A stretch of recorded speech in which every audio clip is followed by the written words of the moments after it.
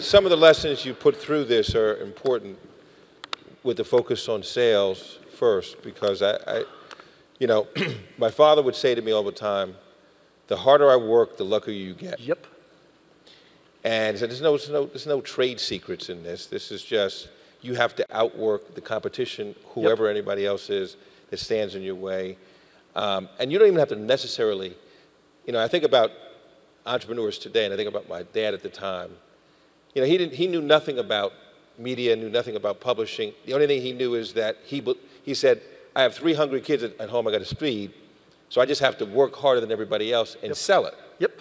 And I think the sales part, which I'd like you to stay on it for a moment, really is the most important element for an entrepreneur, because you know, if I had $1 for everyone who brought me an idea without a plan behind it, you know, we have a private equity firm that we, you know, fund that we were running, and that we would invest in folks, and they would spend all the time telling you about this plan, but never give you the thing about how you had to sell. And that's like, well, if you're the CEO, you're in charge, you have to be the #1 salesperson. Always. No exceptions. You've got to be the #1 salesperson. I always say to people, if you come up with an idea where you say, I can make dollar bills for 50 cents, would you go out and raise money, or would you just go out and sell it?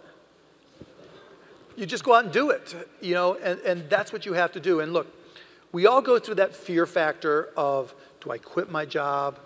Can I do this? Can I do this, and what happens next?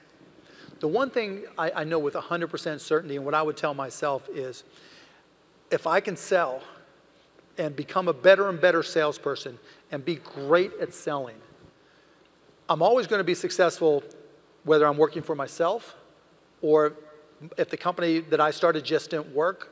I'll give you an example. Out of Indiana, before I went down to Dallas, I needed to start something. And I decided that everybody drank milk, and I found this product, powdered milk, that was cheaper, and everybody needed to save money. And I was going to go out there and sell it because it was cheaper. Now, it didn't taste quite as good. And so but I went out there to try to sell it. Failed miserably. But I learned how to make the sales effort even when things weren't going right. I learned that the rejection was, every no got me closer to a yes. That not every product was perfect, but I could take those same skills, even in failure, and translate them.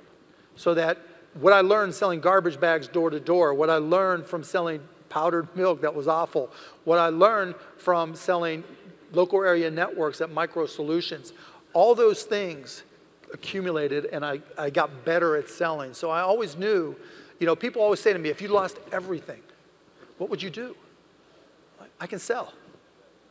I can sell. And it's not about selling ice to Eskimos. It's not about, you know, convincing people to do this. Selling is always about helping.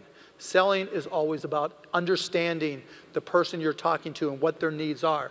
And if someone can help me make my life easier, yeah. People, you know, now with employees, people always say, well, like, what's the definition of a great employee? Someone who can reduce the stress of those around them. And it's the same thing. What's the definition of a great salesperson? Someone who can reduce the stress of their salespeople.